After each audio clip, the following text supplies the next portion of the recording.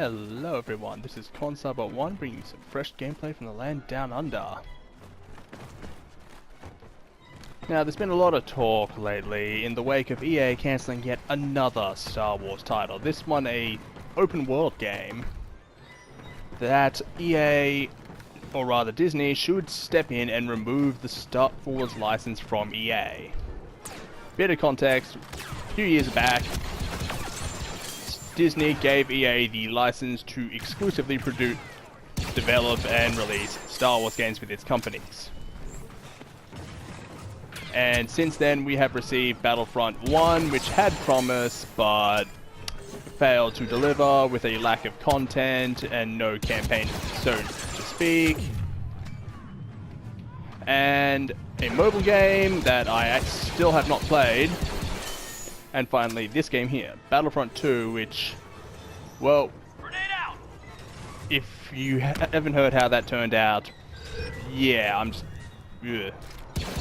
Basically, it destroyed the loot box model in AAA gaming and left a lot of companies scrambling with, well, how do we nickel and dime everyone now? Now, EA's mistreatment of Star Wars doesn't come as a surprise when Andrew Wilson himself has said that he would much prefer to focus on EA-owned IPs like Battlefield, as opposed to, you know, Star Wars. And given the whole Wilson loot box debacle that affected Battlefront 2, it's no surprise at all. As I feel Andrew Wilson might be the only person who understands the actual gravity of the Star Wars license. Now, am I in support of EA losing license? Yes, they're clearly not doing anything with it, or rather, they're not doing anything worthwhile with it. And the brand is only suffering for it, and you'd honestly be surprised, like, at how relevant Star Wars once was to the gaming market and how it is now basically non-existent under EA's tenure. But a lot of people who are calling out to it are saying give it to another publisher, one that might do something with it. I don't think that this is actually the right way to go. The way I would like to see the Star Wars license handled is actually similar to how Games Workshop handled the Warhammer IP. Namely, that if you were a big studio, you could get, you know, the okay to develop a really, really big game. Case in point, Warhammer 40k Space Marine. Or if, you know, you were, say, a university student, a college student, you know, trying to develop a game as part of your course, and you just happen to, you know, want to develop, say, a Star Wars game in this instance, you might be allowed to, I don't know, maybe make like a Ewok version of, let's say, Terraria. Ewok Terraria. And if it does well, congratulations, you're now allowed to develop slightly more impressive stuff. And if it doesn't, oh well, no harm done to the Star Wars IP. And if people want an Ewok Terraria, well, it's out there now. And personally, this system has worked wonders. Like, there is some genuinely good Warhammer games that have come through in the wake of this, and there are also some generally forgettable ones. I don't know if there's any explosive squig bowling, but I would pay to play that. Ooh, I love this music. Ah! Oh well. Let's see, who can I play as? Let's bring Grievous out to play. Let us see who has come to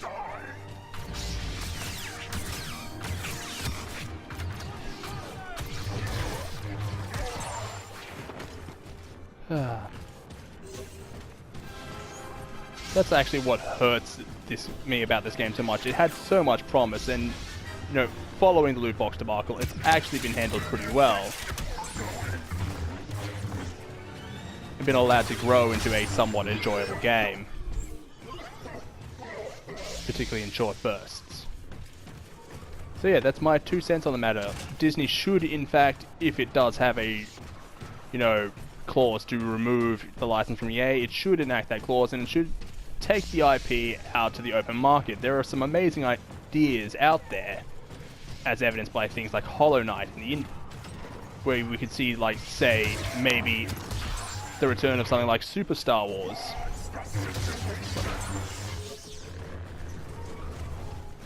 Or we could see, you know, maybe something like Galaxy and Turmoil be the Battlefront 3 that everyone wanted, because Galaxy and Turmoil was originally meant to be a sort of fan Battlefront 3.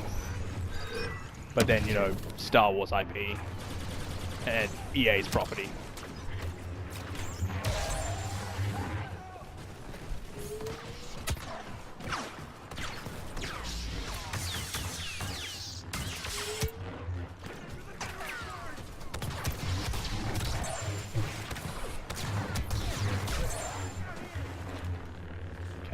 Come on, Resistance.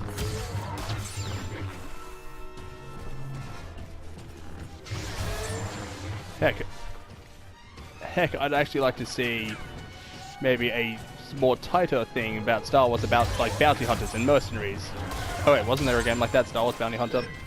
I'd like to see something like that, like something delving into, say, the underworld of the Star Wars. Like you could be like forces for things like the Hutt Cartel.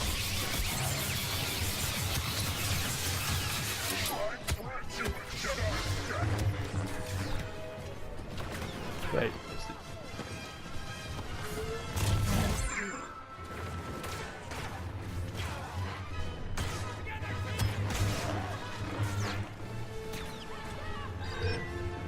Like this team battle mode, it does actually play a lot better than the team battle mode that was in Battlefront 1, which was basically just kill confirmed.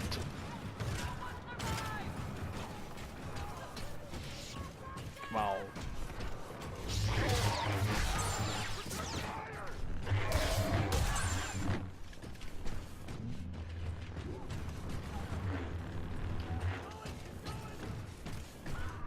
Anywho, let's wrap this up.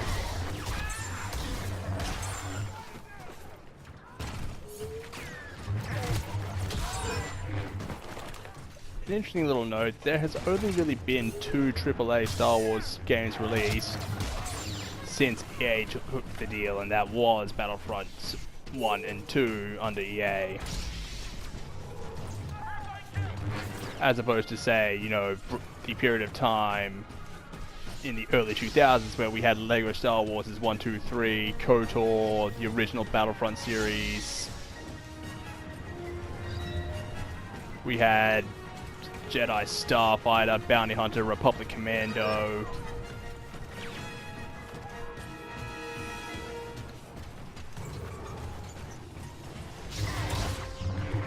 Jedi Academy. Like, Jedi Academy still has a bit of a player base to this day.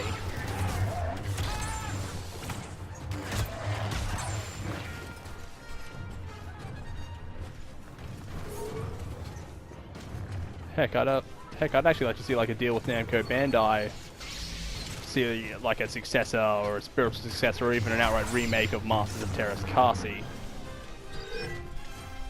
That obscure fighting game that actually got a reference in Solo. Ha!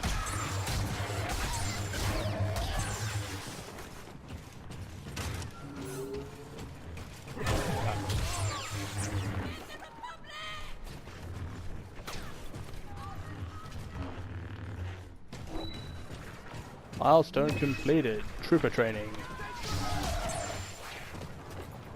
Probably just kill a bunch of people in team battle. Come here. Aha!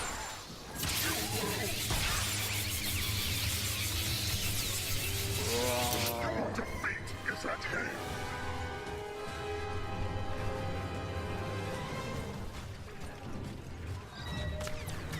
Ah! Howdy.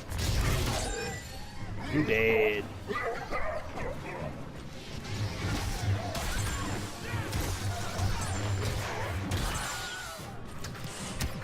Ooh. Go home, dream. Alright, next patient. You know what? You're one of mine.